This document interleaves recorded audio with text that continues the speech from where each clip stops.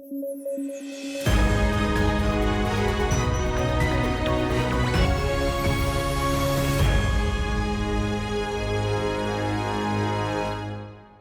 News at 9 programme में आपका स्वागत है। मैं हूं अमृत उपाध्याय। आइए जल्दी से देखें आज के हेडलाइंस।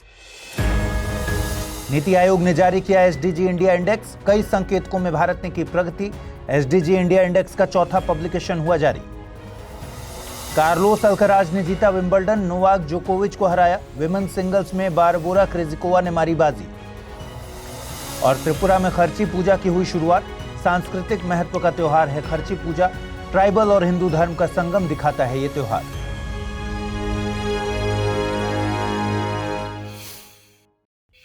आइए शुरू करें।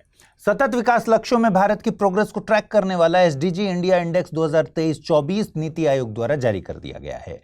एसडीजी में राष्ट्रीय और राज्यों के स्तर पर प्रोग्रेस को परखने वाले इस इंडेक्स का ये चौथा संस्करण है। इंडेक्स में 2023-24 में भारत का ओवरऑल स्कोर 71 रहा, जो कि 2020-21 में 66 था। भारत के ओवरऑल स्कोर में लगातार वृद्धि ही देखी गई है। 2018 में ये आंकड़ा 57 था, वहीं 2019-20 में ये स्कोर था 60।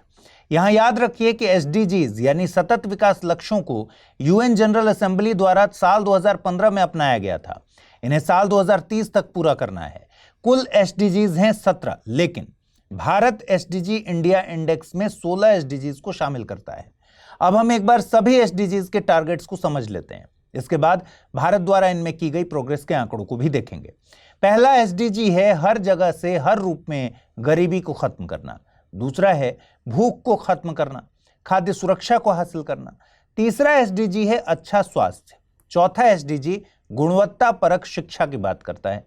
पांचवा एसडीजी लैंगिक समानता की बात करता है। छठवां एसडीजी स्वच्छ जल और स्वच्छता से संबंधित है। वहीं सातवां वहनीय और स्वच्छ ऊर्जा से संबंधित है। आठवां एसडीजी गरिमामय काम और आर्थिक समृद्धि से संबंधित है। नवां एसडीजी उद्योग, नवाचार और अवसंरचना से संबंधित है। 10वां असमानता को कम करने से संबंधित है। 11वां एसडीजी सतत शहरों और समुदायों से संबंधित है। 12वां एसडीजी जिम्मेदार खपत और उत्पादन से रिलेटेड है। 13वां जलवायु परिवर्तन से। 14वां पानी के अंदर के जीवन से रिलेटेड है। 15वां एसडीजी जमीन पर जीवन से संबंधित है। 16वां एसडीजी शांति, न्याय और मजबूत संस्थाओं की बात करता है। और 17वां लक्ष्यों की प्राप्ति की साझेदारी से रिलेटेड है। पहला लक्ष्य गरीबी से संबंधित है। देश में 2015-16 में मल्टी डायमेंशनल पॉवर्टी यानी बहुआयामी गरीबी 24.98% थी, जो कि 2019-21 में गिरकर 14.96% पर आ गई है। ऐसे ही 2013-14 से 2022-23 के दौरान तकरीबन 24.8 करोड़ लोग मल्टी डायमेंशनल पॉवर्टी से बाहर आए हैं। दूसरा टारगेट है भूख को मिटाने से संबंधित। भारत में गेहूं और चावल की उत्पादकता में वृद्धि हुई है।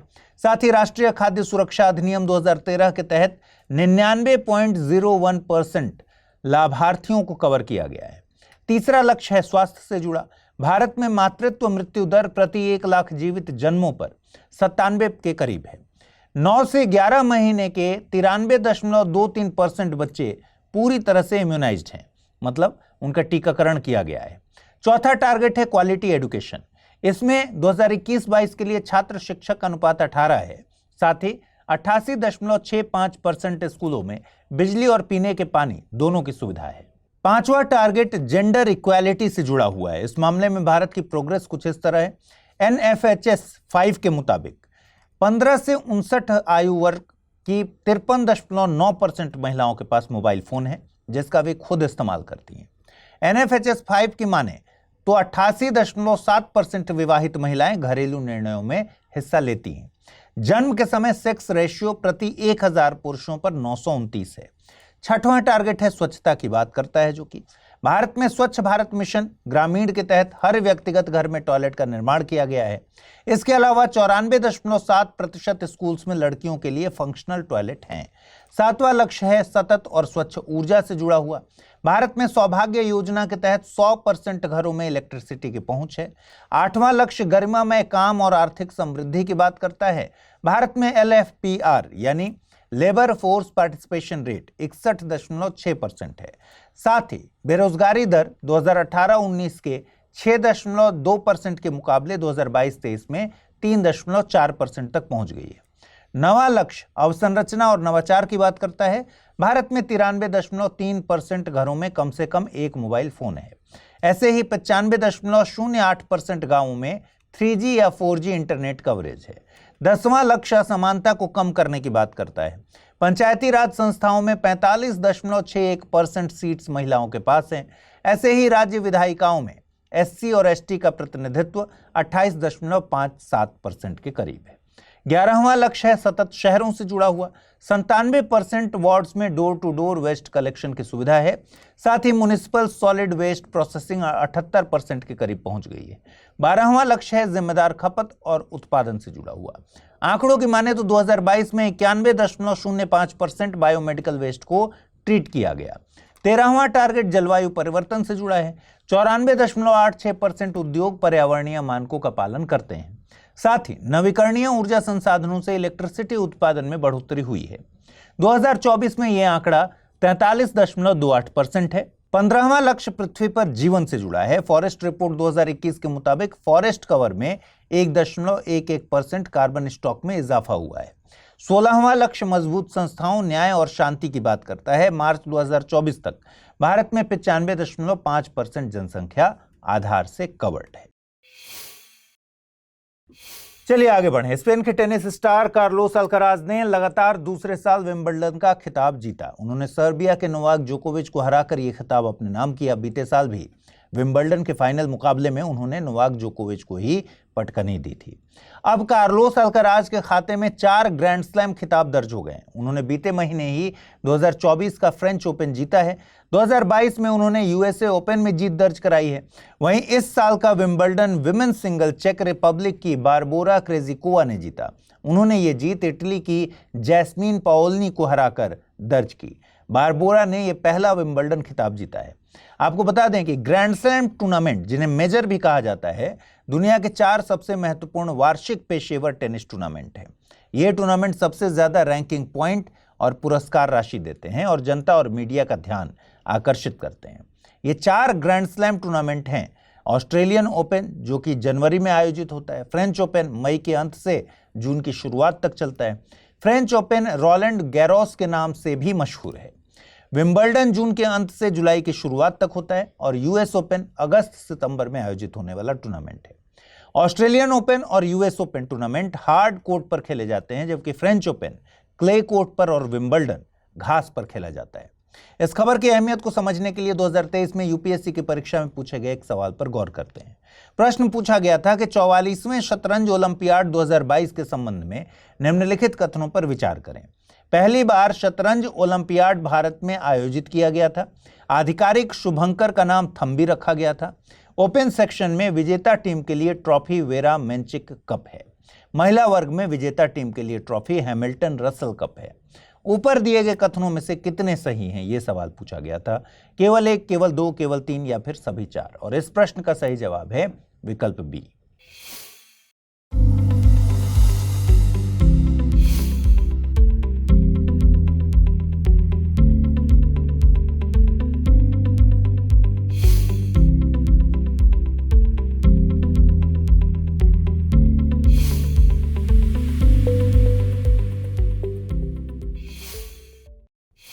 एनजीटी यानी नेशनल ग्रीन ट्रिब्यूनल की पूर्वी बेंच ने एक 4 सदस्यीय समिति गठित की है। इस समिति को बिहार की कबरताल वेटलैंड के इंक्रोचमेंट के आरोपों की जांच करना है। समिति को यह रिपोर्ट 4 हफ्तों के भीतर सौंपनी है। कबरताल वेटलैंड बिहार के बेगूसराय जिले में स्थित है। इसे कई नामों से जानते हैं, काबरताल, कमरताल, कांवरताल, कांवर लेक, सभी इसी के नाम है। बिहार सरकार ने 1989 में इसे बर्ड सेंचुरी घोषित किया था। 2020 में इसे रामसर साइट का दर्जा दिया गया। ये एशिया की सबसे बड़ी फ्रेश वाटर ऑक्सबो लेक है, यानी गोखुर झील है। आपको बता दें, वेटलैंड्स या आर्द्र भूमि ऐसे क्षेत्र होते हैं जहां पर मिट्टी साल भर या साल के किसी समय में पानी से कवर रहती है या पानी इसकी सतह के पास मौजूद रहता है। आर्द्र भूमियों के महत्व की बात करें तो ये स्थानीय निवासियों की आजीविका का जरिया बन सकती हैं। इनके जरिए खाद्य सुरक्षा सुनिश्चित की जा सकती है। ये आपदा को रोकने में मददगार हैं। आर्द्र भूमियों के द्वारा बाढ़ की घटनाओं में कमी आती है। तटीय इलाकों की रक्षा होती है। इसके अलावा प्रदूषकों को अवशोषित कर पानी की गुणवत्ता में ये सुधार करती है। The convention on wetlands of international importance को रामसर कन्वेंशन के नाम से जाना जाता है। दरअसल यह कन्वेंशन ईरान के रामसर शहर के नाम पर है, जहां इस ट्रीटी पर 1971 में हस्ताक्षर किए गए थे। इसके तहत जो क्षेत्र संरक्षण के लिए चुने जाते हैं उन्हें रामसर साइट्स के नाम से जानते हैं।